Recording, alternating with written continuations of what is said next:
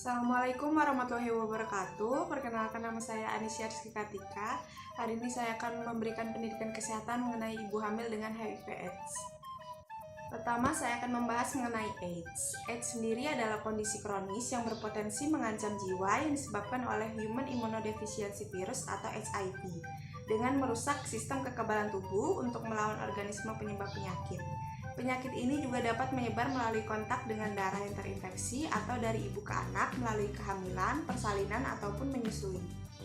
Kedua, persiapan kehamilan. Pada persiapan kehamilan, terdapat risiko penularan HIV terhadap pasangan. Namun, risiko tersebut dapat diturunkan jika ODA patuh minum ARV teratur seumur hidup, serta memantau kadar CD4 dan viralos secara berkala. Selalu menggunakan kondom bila berhubungan seksual untuk mencegah infeksi silang atau super infeksi. Kemudian IMS diobati secara tuntas. Nah, jika ingin hamil, kondom dapat dilepas pada masa subur hari ke-14 dari hari pertama haid pada siklus haid ke-28 hari. Kemudian risiko kehamilan pada ibu dengan HIV. Perencanaan kehamilan merupakan hak dan keputusan Anda dan pasangan. Namun, ada beberapa hal yang harus Anda ketahui terkait risiko kehamilan pada ODA. Kehamilan yang tidak direncanakan pada ODA dapat membawa risiko bagi bayi dan ibu. Kemudian risiko untuk ibu. Kehamilan yang tidak direncanakan pada pasangan ODA dapat meningkatkan risiko komplikasi kehamilan, persalinan, dan nifas seperti infeksi dan anemia. Kondisi kesehatan ibu dengan HIV akan mempengaruhi pilihan metode persalinan. Dan ibu dengan HIV juga beresiko mengalami stigma dan diskriminasi dari lingkungan. Resiko untuk bayi. Kehamilan yang tidak direncanakan pada pasangan ODA meningkatkan risiko janin lahir meninggal, kelahiran prematur atau BBLR. Resiko penularan HIV dari ibu ke bayi dapat diturunkan secara bermakna bila ibu minum obat ARV teratur dan seumur hidup, walaupun tidak menghilangkan risiko penularan 100%. Risiko penularan bagi bayi jika tidak mendapat pengobatan dan perawatan yang tepat, maka 20-50 bayi dari 100 ibu HIV beresiko tertular HIV. Dan jika mendapat pengobatan dan perawatan yang tepat, kurang dari 2 bayi dari 100 ibu HIV beresiko tertular HIV. Dampaknya bagi bayi yang baru lahir dari kehamilan yang tidak direncanakan, potensi terinfeksi HIV dari ibu, gangguan tumbuh kembang, anak mengalami stigma, biaya perawatan bayi lebih mahal, penelantaran pengasuhan anak akibat keterbatasan orang tua yang menderita HIV.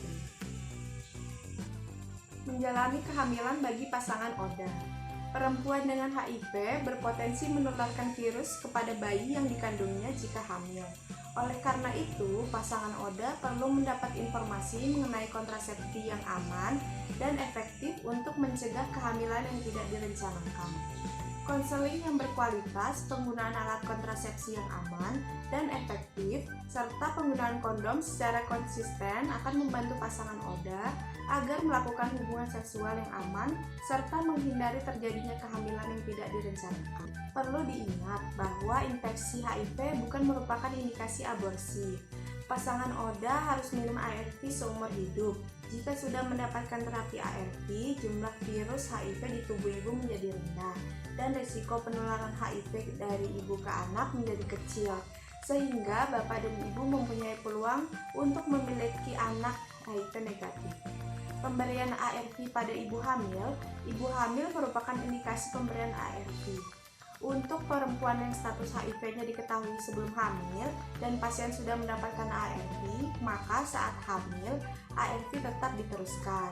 Dan untuk ibu hamil yang berstatus HIV-nya diketahui saat hamil, segera diberikan ARV berapapun nilai CD4-nya dan usia kehamilannya. Ibu hamil ODA tetap mendapatkan pelayanan ANC sesuai standar sejak trimester kedua, diberikan konseling KB dan konseling pemberian makan bayi. Walaupun pasangan ODA sudah minum obat ARV, penggunaan kondom harus tetap dilakukan setiap berhubungan seksual. Perencanaan persalinan. Perencanaan persalinan bagi pasangan ODA bertujuan untuk menurunkan resiko penularan HIV dari ibu ke bayi. Persyaratan lahir per vaginam, tidak ada kontraindikasi obstetrik, telah minum ARV teratur minimal 6 bulan atau viral load tidak terdeteksi pada minggu 32 kehamilan. Nah, jika persyaratan lahir per vaginam tidak terpenuhi, maka dilakukan seksio sesaria. Setelah melahirkan, plasenta akan ditangani di fasilitas kesehatan dan tidak akan diserahkan kepada ibu dan keluarga. Nah, dan jika pasangan ODA memilih memberikan pengganti ASI, pasangan ODA dapat memberikan pengganti ASI jika syarat AFASS seluruhnya terpenuhi. Tanda-tandanya terpenuhi, memiliki jaminan akses air yang bersih dan sanitasi yang baik, mampu menyediakan susu formula dalam jumlah cukup, mampu menyediakan susu formula dengan bersih dan mencukupi, dapat memenuhi kebutuhan susu formula secara terus-menerus sampai bayi berusia 6 bulan.